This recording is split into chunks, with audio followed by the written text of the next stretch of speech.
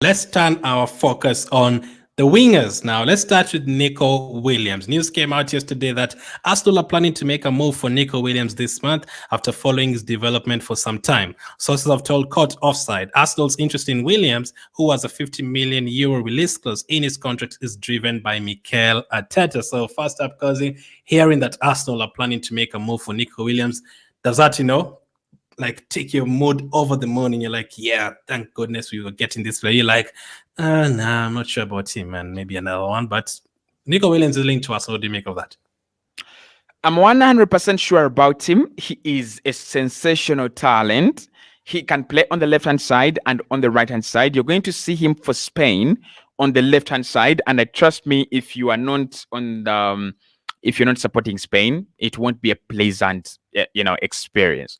Now, his release clause is actually incredible, like really, really incredible. With all these rumors going around that Arsenal might not sign a striker because of the lack of opportunities and the lack of talent, Nico Williams is a massive shout, like really, really massive shout. I mean, we are talking about a young man that has the ability to compete directly with Trossard, Martinelli, and Saka, right? We are talking about a young guy that is benching players like Dani Olmo for Spain. We are talking about a player that is benching the likes of Ferran Torres, for Spain. I have no doubts about Nico Williams. And I also know that Arsenal followed him for quite some time. That's why that report is very, very, I would say a hit of dopamine for me. It's a very, very satisfying hit of dopamine, because is it like 1 year ago that we started getting links with him since Pedro Neto, Wolves were asking for 70 million, 80 million. Arsenal looked at alternatives, right? We went in for Rafinha. Rafinha was expensive. He wanted to go to Barca. And then we looked at the younger talents. And Nico Williams, ever since then, has been one of the players that Arsenal have slowly but surely been linked with. We've monitored him and we've looked at him. His release clause comes into effect this summer. If we can get him, I'm not sure how we can, but if we can get him, that is a very good deal. That is a very, very good player. For that price, I was so surprised. I was like, 50 million. I can't wait to see him playing for Spain, because I've watched him the last couple of games for Spain, and it's just been incredible on that left side. Like, it's kind of a younger version of Liao. I'd say Liao is more like, because he's played for more time. And so Nico Williams, you can see, I saw people in the comments saying it reminds them of Ronaldinho, the skill on the left side, dribbling and all that, the pace. Could this be our next one? There could be our next Ronaldinho. Now they're talking about 50. It could be 58, 49, whichever. They're talking about some different figures, but it's somewhere between 45 million pounds and 55 million pounds, somewhere around there. So talking about 49 million pounds. That's an incredible price. Do you think this is a no-brainer, basically, at 49 million pounds, around 50 million euros, whatever, to get him? It's a no-brainer for me. It's a no-brainer for me because he's one of those talents. He's one of those players. Remember when Man City signed Sané, and he actually did work out very, very much for them. But when they sold him for more money to Bayern Munich than they had actually they had paid to Schalke for initially. So I think he's one of those talents that his ceiling is up there. That he's going to be kind of a superstar. You just have to invest money in him and then invest time in him, and then he's going to be a world-class player. I don't have problems there. I think the price comes from the fact that he had signed a new deal and he hasn't renewed yet. It's kind of the Benjamin Sesko situation, and I don't think Atletico Bilbao are really sitting there holding their hands to their chest saying, anyone who has 49 million, please. I think they're trying to sign him on a new deal very, very hard and very, very quickly, because that is a 75 million euro player. That is a 65 million pound player, there in Nico Williams. If you think about how much wingers have been going for, let's talk about it. Rafinha to Barcelona. Arsenal are willing to pay 66 million for Rafinha. And really, right? So for me, Williams is not that's not an expensive deal. That is a no-brainer. And I won't be surprised if he ends up in the Premier League not at Arsenal, but to another club. I've seen Manchester United working with figures around 35 to 45. Chelsea working with figures around 45 to 50. I think most of the clubs this summer are not looking at 100 million pound signings, 200 million pound signings. They're looking to bolster their squads in line with FFP. Can we get some good players for 40 million, 50 million? And Arsenal have actually had started very well. When you look at Onana, that's a good deal for less than 60 million. You look at Sesko, that would have been a good deal for less than 60 million. You look at Williams again, that's a very good deal for less than 60 million as well. So for me, it's a no-brainer. You go in there, you pay his release clause, and you know he'll bring in a player who's going to develop almost at the same level and at the same pace as Saka and Gabriel Martinelli. But why I also think it's a no-brainer is I think Arsenal need to start selling well. And this is about Arsenal, getting players that we can shift on and move on like Man City are doing. They could sell Alvarez for 80 million. Can you imagine? They could sell Alvarez for 80 million, and guess who's going to replace him? Savio from Girona, who is part of the City group, and they brought him for, I don't know, like what, 20 million euros or even less than that, like a year ago or 2 years ago. So I think in terms of that, it makes a lot of sense. Get these deals, take advantage of 45 million pound deals, and you could move on these players for 70 million. You could move on these players for 80 million. When they say we want to move on, we're not getting enough time, or like players like Ferran Torres, he said, I want to go to Barca. My dream is to play for Barcelona, and City just made their money, and it was simple as that. So it's a deal that makes a lot of sense in all angles.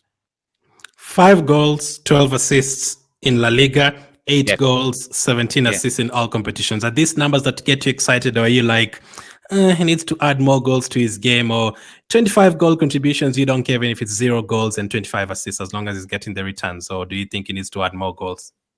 I think he's still young. It's kind of the case of Joao Neves, just that Joao Neves is very, very overpriced and very expensive. I think in most of the market deals we are going to see this summer, we are going to see more of prospect signing rather than deliver.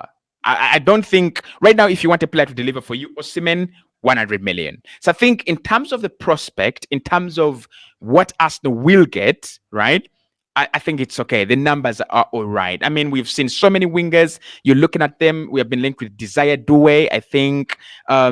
You look at their numbers and like, well, the trickery is there, the talent is there, but the numbers are still not, crazy numbers. But I think with him, Williams, you have numbers that are convincing, numbers that are going to improve and become better, and he's also playing in a Bilbao side that you don't expect them to have, Vinicius Junior numbers, Rodrigo numbers, Kylian Mbappe numbers, not really, right? I think they're kind of below in terms of the food chain, in Spanish football. So I think his numbers are okay. His numbers are, promising. They can go rapid. They can be made to go rapid, and especially if he can get regular team, a game time at a club like Arsenal, and of course, and a manager like Mikel Arteta. So I think his numbers are all right. Now, if his numbers can be improved, because he's young, he's 21, he's turning 22. I think he's turning 22 in July. So if you're saying his numbers can be improved and all that, can his playing position, because he's predominantly a left winger, he's played like 90% of the games as a left wing, and our left wing already has Martinelli and Trossard there. So do you think he will actually be used on the left side and Martinelli could actually move completely on the right side, as you've seen the last couple of games? Or do you think Nico Williams will be used in both and maybe even go and just play with Saka on the right side? And that would be a nightmare for defenders. You will have a lot of rotation there.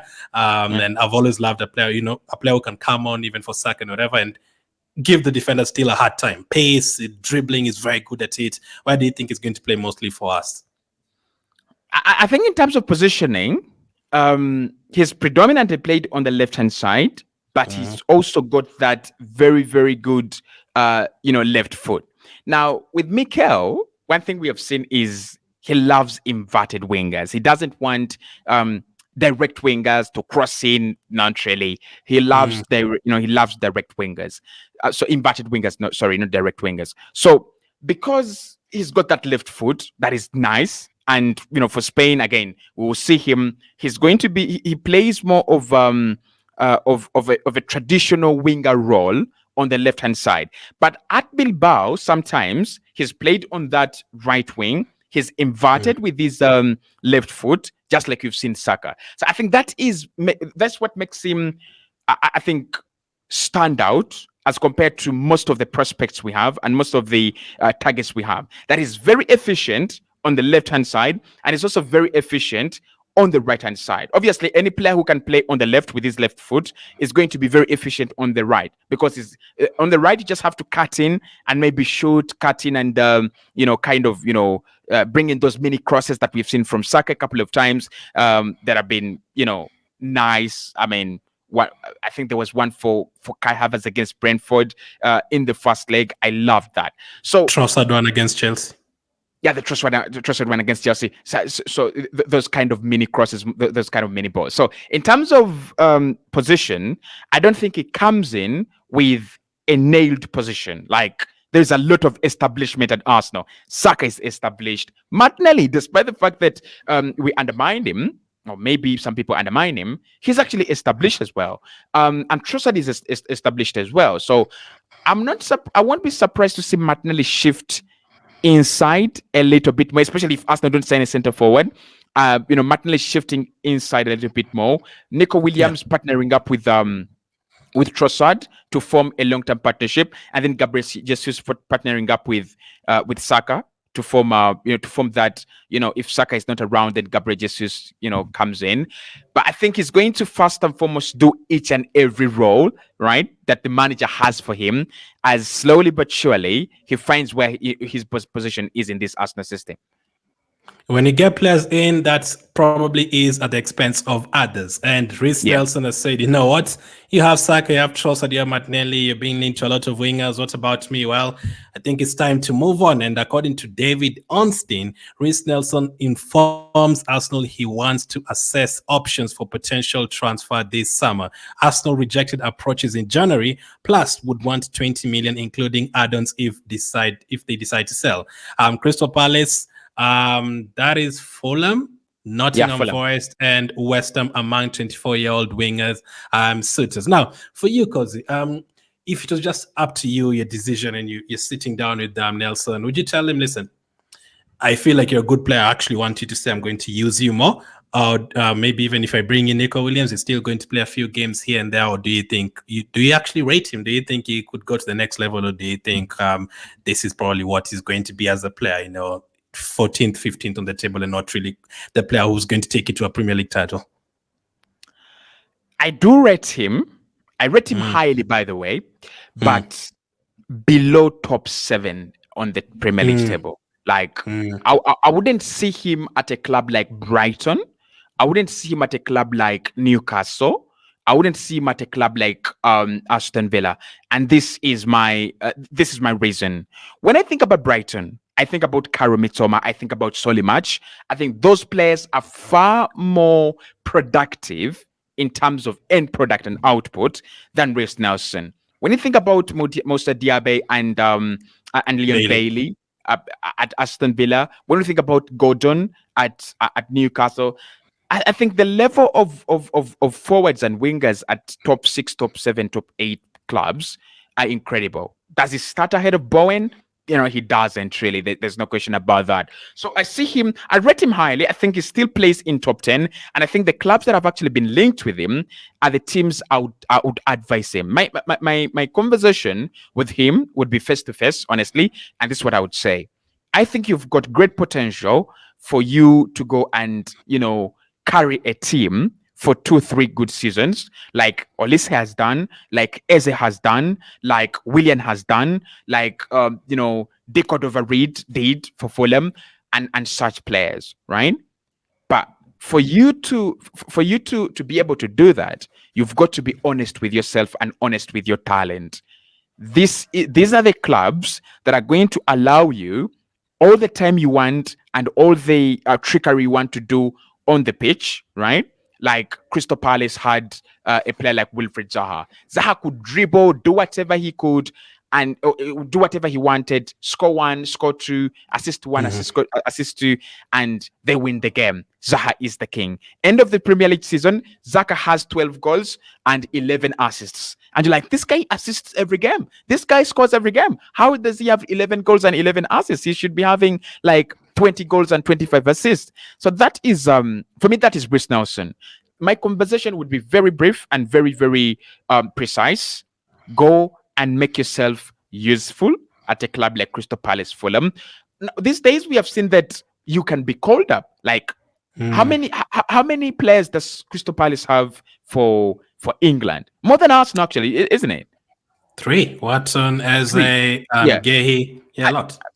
I think Arsenal. I think Arsenal have 3 as well. Ramsdale, Reiss. I think they have Henderson, the goalkeeper, as well. Yeah, they have Dean Henderson as well. So 4.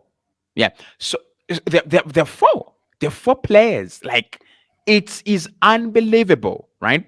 So I think with Reiss Nelson, what is shocking for me is that Arsenal have to be informed that by Reiss Nelson that is going to assess his options. It should be the other way around. It should be Arsenal working with Reiss Nelson to find solutions for his future. And maybe because of that new contract, Arsenal don't want to look like kind of traitors, hypocrites. You just do you think he should have gotten that new contract? Do you think, just be as harsh as possible, do you think he overstayed his welcome at Arsenal? Absolutely. The only reason he signed that new deal was Mikel Arteta.